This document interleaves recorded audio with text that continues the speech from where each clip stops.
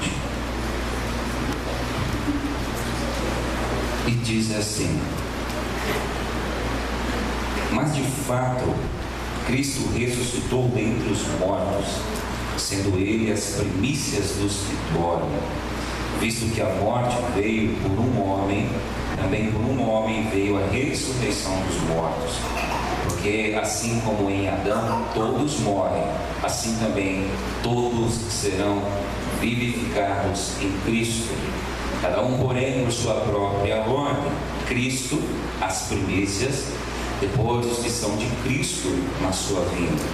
E então virá o fim, quando Ele entregar o reino a Deus e Pai, quando houver destruído todo o principado, bem como toda potestade e poder. Porque convém que Ele reine até que haja posto todos os inimigos debaixo dos pés. O último inimigo a ser destruído é a morte, porque todas as coisas sujeitou debaixo dos pés. E quando diz que todas as coisas lhe estão sujeitas, certamente exclui aquele que tudo lhe subordinou.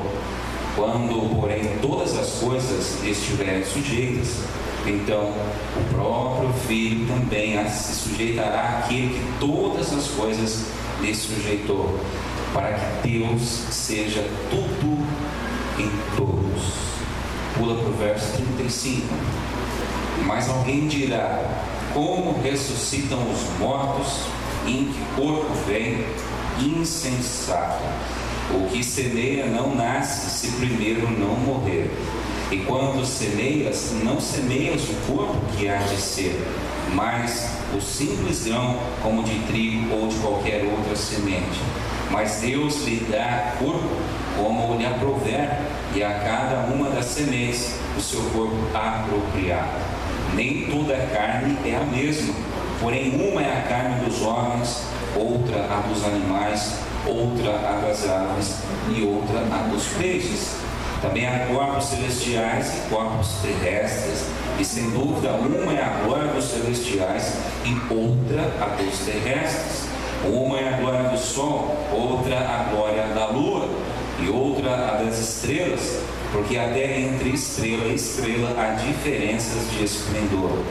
Pois assim também a ressurreição dos mortos. Semeia-se o corpo na corrupção, ressuscita na incorrupção.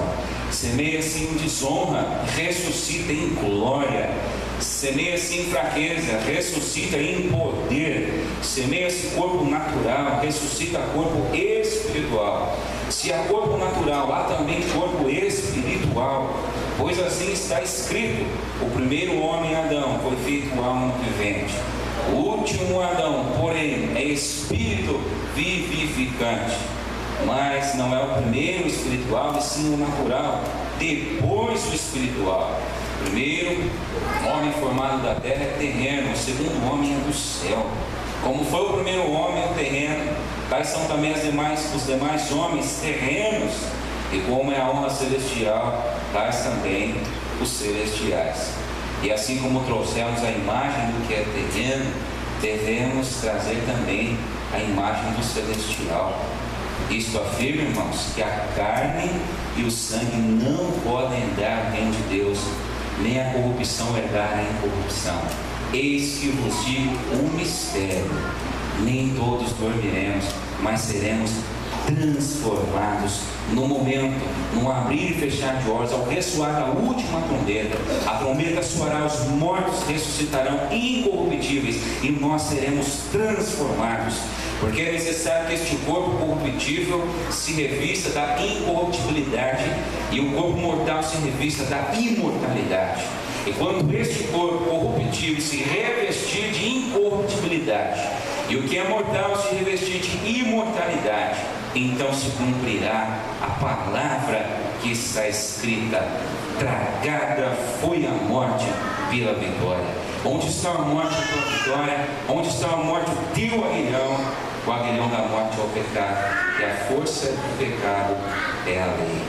Graças a Deus, em nos dar a vitória por intermédio de nosso Senhor Jesus Cristo. Ontem foi um dos feriados mais conhecidos no nosso país, o dia de finados. Aliás, o nosso país está cheio de feriados religiosos. E alguém me perguntou essa semana: olha, por que vocês não celebram o dia de finados? Eu fiquei pensando, né? Se há dúvidas fora da igreja, também há dúvidas na igreja. Interessante, onde vem essa tradição do dia de finados? Duas coisas contribuíram para essa festa que foi celebrada, para esse momento. Primeiro, no ano de 590, um papa chamado Gregório o Grande, guiado por um obscurantismo bíblico e teológico terrível, resolveu inventar um dogma chamado purgatório.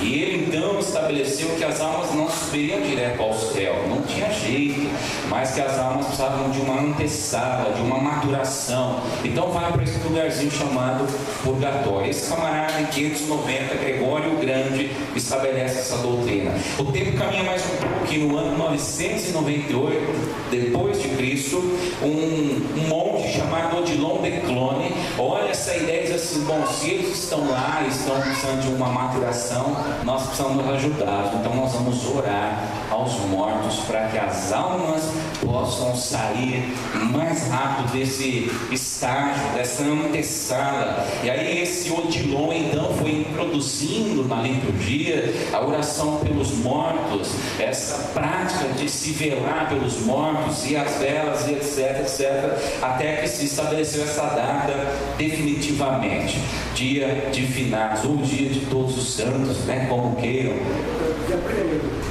Dia 1º de todos os santos. Dia do marido, né? Não sei se é dia do marido. Aí a esposa tem que falar, né, esposa?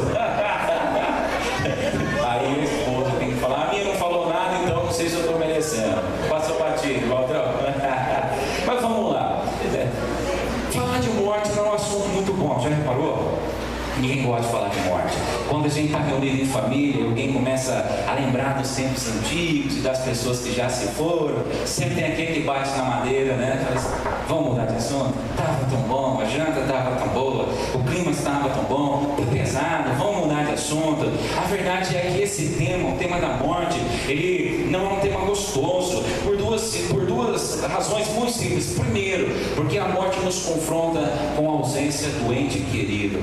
Como é difícil lidar com a ausência do ente querido, seja 5 anos, 2 anos, 5 meses, 1 ano, 10 anos, 20 anos. Eu converso com pessoas que me dizem assim: pastor, minha mãe foi para a glória há 25 anos, 30 anos, e até hoje meu coração se aperta. Eu conheço pessoas que dizem: o meu filho, o meu marido, a minha esposa, se foi há tanto tempo e até hoje é uma ausência na mesa, é uma ausência nas festas, é uma ausência que dói. Nós não somos muito bons em lidar com esse rompimento que a morte causa. A morte arranca de nós aquele que nós amamos, e muitas vezes não dá tempo para despedida, não dá tempo para passar situações em pratos limpos, não dá tempo para um concerto, não dá tempo para soltar aquele eu te amo que a gente economiza tantas vezes ao longo do caminho, não dá tempo, simplesmente as pessoas são tiradas de nós, vão embora. Por isso a morte é tão cruel, é tão dolorida,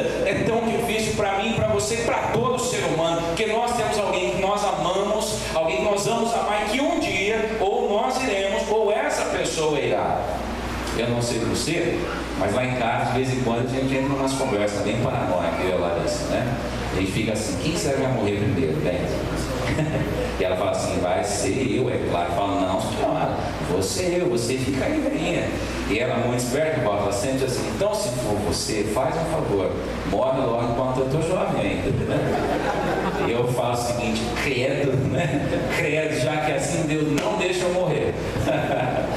Já prestou atenção? Ninguém quer falar sobre isso. Segunda coisa, a morte, irmãos, destrói nossa pretensão. Nós somos muito acertados, nós somos ensimismados. Desde que nós fomos expulsos do paraíso, o nosso ego se inflamou e se inflama de uma tal forma que eu e você temos mania de autocontrole. Nós temos uma agenda para daqui 6 meses, 1 ano, 2 anos, 3 anos, 4 anos. Nós temos uma falsa sensação de que tudo está no nosso controle. Nós planejamos tudo, estudo, a casa, o dinheiro, a vida dos filhos, e de repente, irmão, chama a senha lá da eternidade, número 288, é o seu número, pumba, foi embora, acabou. A morte nos confronta, eu estou querendo dizer, com a questão da nossa finitude. Nada somos, nada trazemos, nada levaremos. A morte nivela por baixo, o rico, o pobre, o branco, o negro, o letrado, o inculto, o do palácio, o da choupana, no caixão, no cemitério, na terra do cemitério. A nossa finitude salta aos nossos olhos.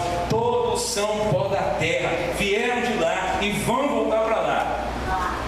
E isso não é bom para seres humanos que são de ego inflado como nós somos, seres humanos do século XXI. Que isso? Quem manda minha vida sou eu? Que isso? Se Deus quiser, eu vou viver 200 anos. Se Deus quiser, mas de repente Deus não quer. Aliás, quantas vezes a gente diz assim: meu viver é Cristo, eu morrer é louco. A gente tem uma dor de cabeça, já reparou o que a gente faz? Ai, Senhor, misericórdia. Deus, Pai poderoso, ajuda. Que é isso, Senhor? Não deixa eu morrer. Deus, não deixa eu passar mal. Já te contei a vez que eu fui fazer caminhada no mar. Faz uns 2 anos, sei lá, 1 ano, que eu não fazia exercício físico.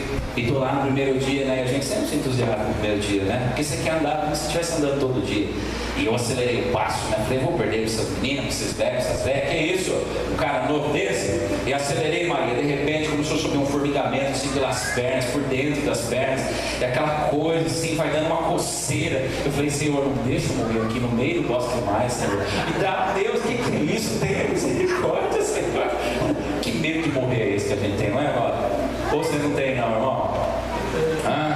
Você nunca ficou doentão assim, de repente você clamou a Deus e falou: Senhor, Senhor, ainda não, Senhor. A morte lembra a gente de que nós somos tão pequenininhos, tão insignificantes, somos poeira de pó da terra, irmãos, e nada mais por isso. E aí, uns tratam a morte como um assunto agorento, deixa disso.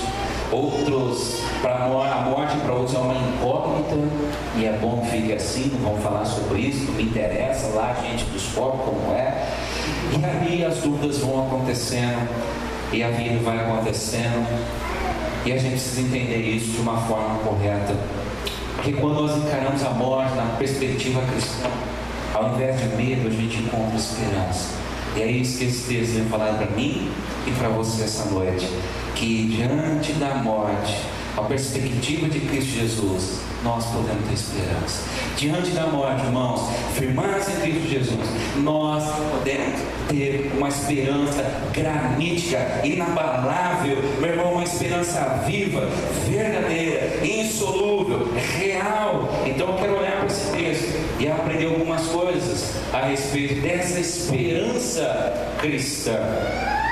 Primeira coisa que esse texto nos diz: a ressurreição de Cristo é a nossa garantia infalível de que nós triunfaremos sobre a morte. Havia um problema na igreja de Corinto. Os coríntios, como bons gregos que eram, estavam embebedados, cheios da ideia helênica da imortalidade da alma. Então os gregos criam assim: o corpo não é bom, então é bom que ele morra.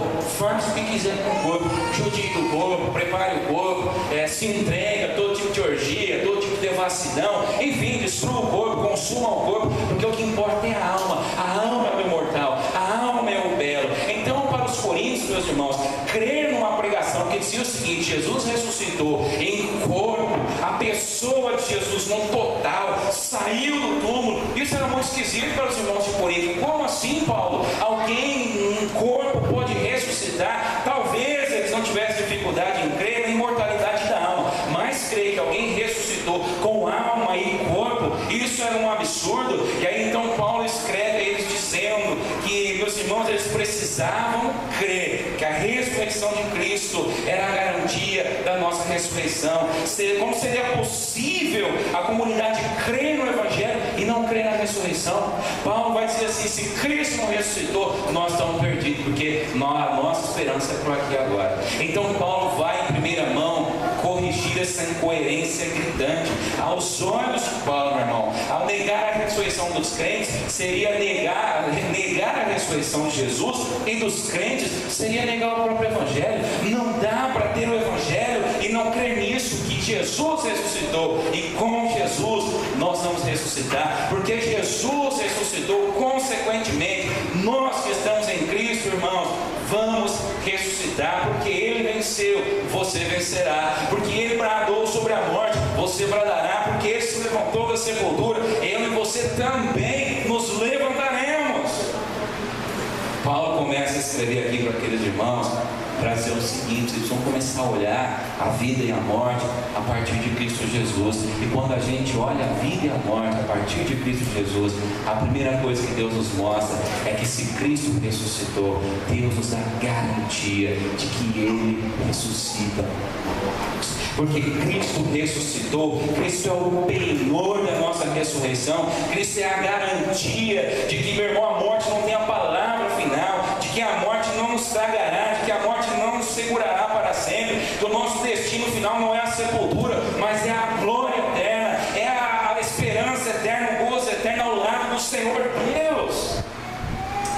Por isso, o cristão, irmãos, não se ressente diante da morte. Por isso o cristão não se vitimiza diante da morte. Por isso o cristão não se acovarda diante da morte. Por isso o cristão não perde a esperança diante da morte. Cristo ressuscitou. Nós cremos nisso. Amém, irmãos? Amém. A ressurreição de Cristo é a garantia da nossa ressurreição.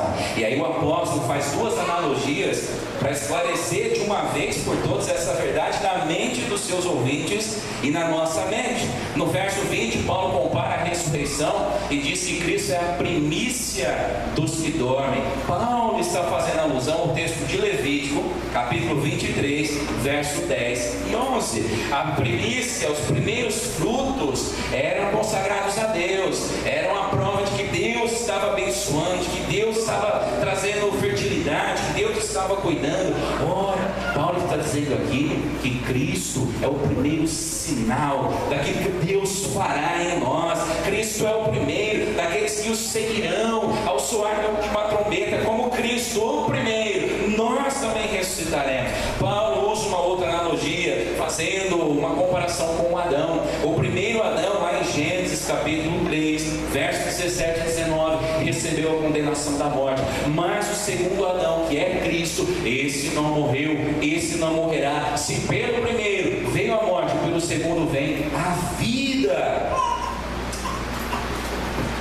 Quando olhamos a morte a partir da ressurreição de Cristo, entendemos que a vida não se resume ao aqui e agora. A morte não tem a palavra final, não tem domínio sobre aqueles que estão em Cristo Jesus. Aqueles que estão em Cristo vencerão a morte como Cristo venceu. E aí se cumpre João 11, 25. Disse de Jesus: eu sou a ressurreição e a vida, e quem crê em mim, ainda que morra, viverá. Segunda coisa que esse texto nos ensina: a morte já foi vencida, irmãos. A morte já foi vencida. Quando meditava nesse texto, eu lembrei daquele filme do Mel Gibson, A Paixão de Cristo. Quem assistiu aquele filme? Quase todo mundo, né? Quase todo mundo. Filme antigo, né? Meados dos anos 2000. Eu me lembro que estava no seminário, não lembro se era no primeiro ano, no segundo ano, e saiu esse abençoado desse filme da Paixão de Cristo, né? Virou uma febre, né? Todos foram ver, etc. Eu me lembro que o meu colega chegou chorando muito no dia que foi assistir o filme. Eu disse: chorando por quê? Dia que você molha, é só um filme. Ele falou: vai assistir, depois você me fala. E eu fui, né? Comprei minha pipoca, Maria deu Guaraná, e estava indo tudo muito bem até quando Jesus é capturado. E aí começa todo aquele flagelo, né? Aquela tortura, e aí a pipoca já não foi descendo, o Guaraná já não foi descendo, e chorando. Falei: meu Deus, que sofrimento, que tortura. Mas uma cena que me chama a atenção naquele filme não é toda aquela tortura, todo aquele sangue, não é todo aquele flagelo, mas é a última cena do filme. Aquilo me impactou de forma profunda. Você lembra qual é a última cena do filme?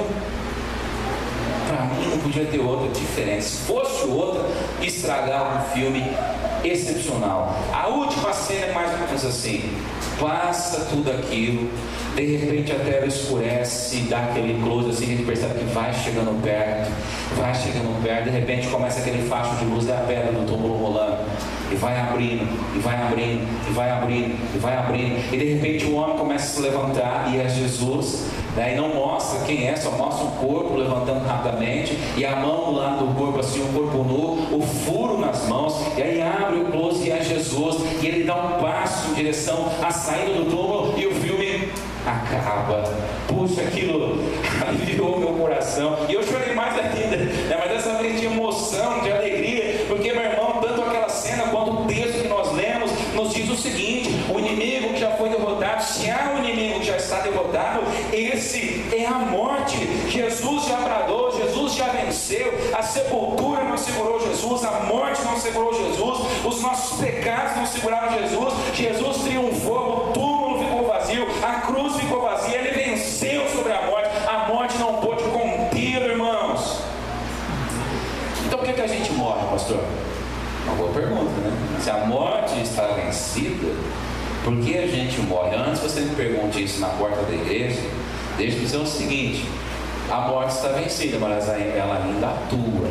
Mas há uma coisa interessante: ainda que você morra aqui, você não é mais aniquilado. É isso que Paulo está nos dizendo.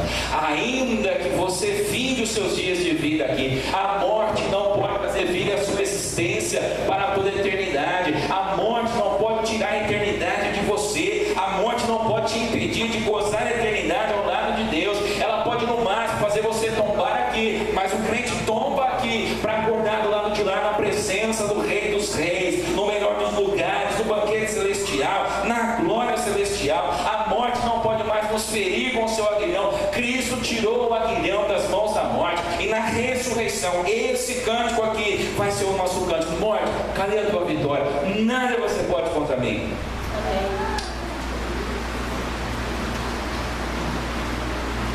O fim do cristão não é o dor, mas a radiante, gloriosa ressurreição. Caminhamos não para o ocaso inglório, mas para um amanhecer cheio de fulgor. Alguém já afirmou com propriedade: quando a morte derruba o cristão, ele cai no céu. Olha que coisa gloriosa, que coisa maravilhosa. A morte não pode privar você da vida eterna ao lado do Senhor Criador.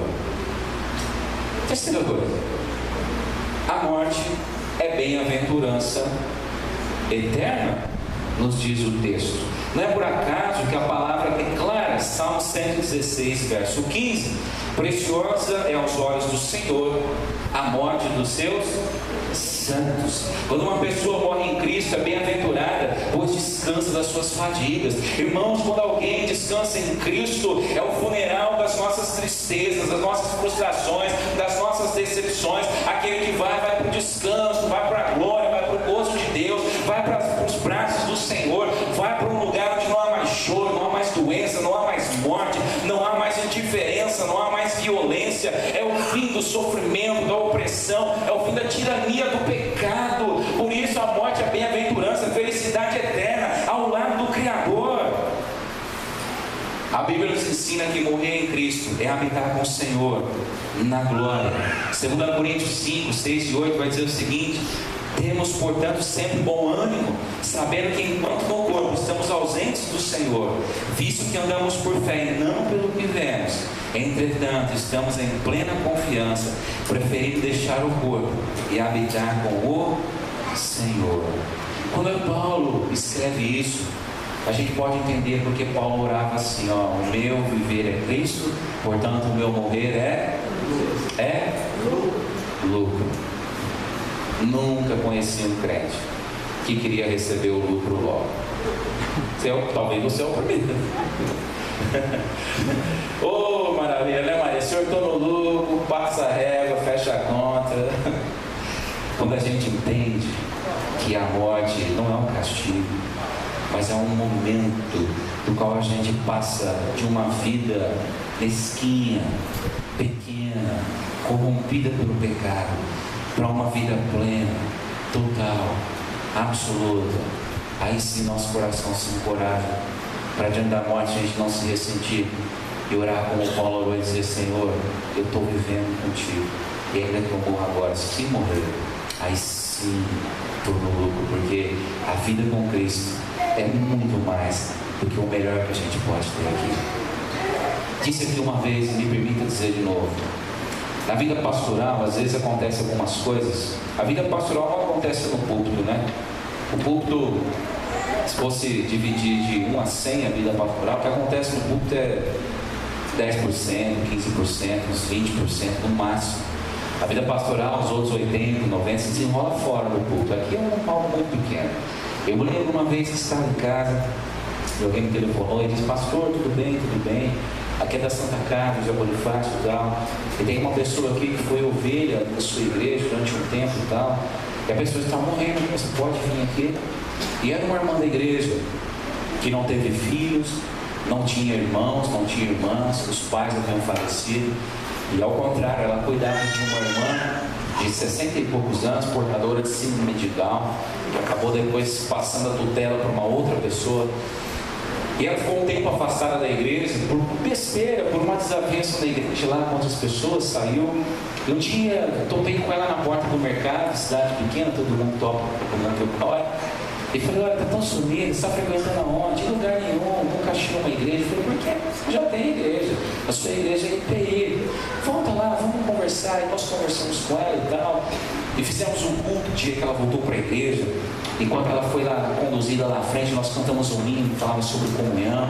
E aquele dia ela tomou a ceia, foi tão maravilhoso, marcou aquele elo, né, de reencontro, de ligação dela com a sua comunidade, com o povo de Deus, enfim. E um tempo depois ela caiu de cama terrivelmente enferma. Quando eu abri a porta do quarto, nada, nenhuma teologia, nenhum livro, nenhum seminário prepara a gente para isso. Eu vi uma pessoa muito, muito assustada, eu diria mais do que assustada, aterrorizada. Você já atropelou um cachorro na rua? E ele não morre? Já viu um bicho que está para morrer? Que se debate? Ele, sabe, você percebe que o fôlego de vida está indo embora. E o bicho, quanto mais ele percebe que o fôlego de vida está indo embora, mais ele se debate, mais apavorado ele fica. O ser humano é um bicho em última instância. E ali estava um ser humano, o bicho, o homem estava indo embora. E ela se debatendo, apavorada, se debatendo, tentando tirar o soro, tirar. E duas pessoas ali, amigas, ao lado da cama. E eu percebi, eu falei: meu Deus, ela está com medo de morrer. Aliás, medo não. O pavor da morte era palpável dentro daquele quarto. Eu falei: meu Deus, me dá, o que eu falo agora? Lembrei de um texto, acho que é Romanos 8, verso 35 ou 5, 38, um negócio assim, onde diz assim: ó, quem nos separará do amor de Deus que está em Cristo Jesus? Lembra desse texto? Ele fala assim: ó, nem perigo, nem espada, nem nudez, nem fome, nem potestades, nem porvir, nem a morte.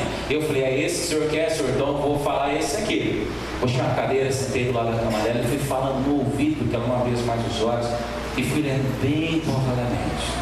Li um verso, falava: você me ouve? Aperta minha mão. Apertava minha mão. Lia mais dois versos: você me ouve? Aperta minha mão. Apertava minha mão. Eu fui lendo, e ela foi acalmando. E quando eu acabei de ler, eu falei assim: irmã, você crê que esse texto é real? Que nada vai separar você do amor de Deus em Cristo Jesus, nem a morte? Aperta minha mão. E ela apertou minha mão. Eu falei: pois é, esse amor é real. Esse Jesus está aqui e morreu por você na cruz. E Ele te chama e hoje o teu sofrimento acaba. Orei com ela, e quando eu acabei de orar, não pela minha oração, claro que nada pode, mas pelo poder do Espírito Santo de Deus naquele lugar, a aparência dela mudou. E aquela aflição de terror, de espanto, deu lugar a uma serenidade sobrenatural. E aquela pessoa que era toda pânico, medo, semblante belo, tão bonito. Se é que alguém aqui sabe a morte é belo, é bonito, mas a paz de Cristo. E quando eu acabei de orar, eu falei: dormiu. Coloquei o bracinho dela e saí para beber uma água. Quando eu saí, a enfermeira voltou e falou: pastor, volta aqui. Ela morreu. Muito provavelmente ela morreu quando nós estávamos orando, né? Eu segurando a mão dela, e para mim ela estava dormindo. Tal é a serenidade dela. O que faz isso, irmãos? É essa certeza de que Cristo destrói a morte, de que o amor de Cristo, irmãos, nada vai separar a gente de Deus. Ainda que a gente morra, ainda que a gente seja queimado, cerrado, perseguido, caluniado, injuriado, ainda que a vida seja um mar de sofrimento, ainda assim, o que te aguarda, o que me aguarda é glorioso em Cristo Jesus. E para a gente concluir, a morte é necessária para que ocorra uma mudança de condição. Paulo vai dizer aqui, olha, existem vários corpos, assim entre os corpos celestiais, tem estrelas e estrelas. Existe um corpo terreno, existe um corpo espiritual. Quanto tempo você quer passar lá no céu? 1 ano, 2 anos, 3 anos? Eternamente. Interessante umas perguntas que aparecem de vez em quando pra gente, né, Walter? Sempre me pergunta assim, pastor, o que nós vamos fazer lá no céu? E eu sempre respondo assim, olha, boa pergunta, se eu soubesse eu te falava. Sei não. Eu acho que ele não vai ficar em cima de uma nuvem com uma harpinha assim, tocando a melodia melancólica por toda a eternidade. Seria muito chato isso. Ainda essa semana eu conversei com a Larissa Correia. A Larissa falou, será que nós vamos encontrar lá, dar uns abraços? Será que nós vamos falar? Olha, o negócio é o seguinte, a Bíblia diz, isso eu posso dizer para vocês, que nós nos céus, ressuscitados à semelhança de Cristo, não nos casaremos e não nos daremos em casamento. Então, fecha o olho de menor e os ouvidos. Relação sexual é com andar de baixo, tá? Por isso a Bíblia diz que o ler sem marca glorifica a Deus. Aproveita aqui, tá? O lugar dessas coisas boas da vida é aqui. Lá não vai ter isso não. Mas eu não sei como vai ser. Fora isso, não posso dizer mais nada. É especulação, né? Rua de ouro, mar de cristal, não sei também. Não vi isso na Bíblia ainda. Diz lá algumas visões bem proféticas, bem apocalípticas, mas Apocalipse é um gênero literário. A gente tem que estudar muito para afirmar essas coisas. Mas o que diz é que nós precisamos mudar esse corpo, irmãos. E aí é o seguinte, Paulo diz aqui, a gente morre, volta ao pó da terra, e quando a última trombeta ressoar, este corpo que é corruptível ressuscita, irmãos, como Cristo Jesus, incorruptível, transformado, preparado para habitar na eternidade, preparado para herdar a glória eterna. Por isso a morte é necessária. Esse é um processo no plano de Deus. A morte não fugiu ao plano de Deus. A morte não é um acidente no que Deus programou para a nossa vida, o que Deus programou segundo a sua vontade. A morte é essa passagem necessária, no qual eu deito ao pó da terra e ressuscito à semelhança de Cristo, pronto, transformado, incorruptível, para herdar aquilo que é eterno. Glória a Deus por isso. E aí uma coisa que eu peço a Deus, nas minhas conversas com Deus, eu falo, Senhor, não sei como é que vai ser esse corpo, mas eu quero ser bonito, Senhor. Quero ser bonito. Você ri, Maria? Senhor, arruma uma casa, né? Arruma uma casa, Deus. Esbelto, né? Esbelto, Senhor. Põe cabelo naquele que morreu careca, né? Cega a barriga naquele que morreu barrigudo. Especulação. Mas Deus é bom demais. Um corpo glorificado não pode ser um corpo feio. Ainda mais porque é um corpo à semelhança de Cristo Jesus. Eu não sei quantas pessoas importantes você já se despediu. Eu não sei no dia de ontem. Eu sei da minha dor, da minha saudade. Não sei como anda a nossa vida em relação à morte, como a gente encara tudo isso. Mas mediante esse texto, creia nisso. A morte não é a vilã final. A morte é uma passagem. A morte é um pequeno acontecimento para que a vida verdadeira comece a acontecer para todos nós. Então não se ressinta diante da morte, não se sinta indignado com Deus, não se sinta revoltado contra Deus, mas tem esperança em Cristo Jesus. Triste a gente fica, não tem jeito, mas tristeza é uma coisa, desesperança é outra. A desesperança é quem não conhece o Evangelho. Você acabou de ouvir o Evangelho. Cristo te transformará para a eternidade ao lado dele. Amém, irmãos? Talvez essa semana você vai lá para o seu trabalho, para a sua faculdade, e você vai conviver com alguém que foi ontem no cemitério chorar. Ou alguém que de repente já disse para você, falou, não sei não quando eu vou morrer daqui a pouco. Então é um desafio você sair daqui amanhã e dizer para as pessoas, olha, eu tenho um negócio para te contar. Cristo já venceu a morte, sabia? Espalha isso, irmão, leva isso, conta isso para as pessoas. Leva essa boa nova para aqueles que estão sofrendo. Leva essa boa nova, essa boa notícia para aqueles que não conseguem vencer a dor do luto, para aqueles que morrem junto com aquele que foi. Leva essa boa notícia, levando esperança à vida. Anuncie que em Cristo a morte já foi derrotada. Que assim seja em Cristo Jesus.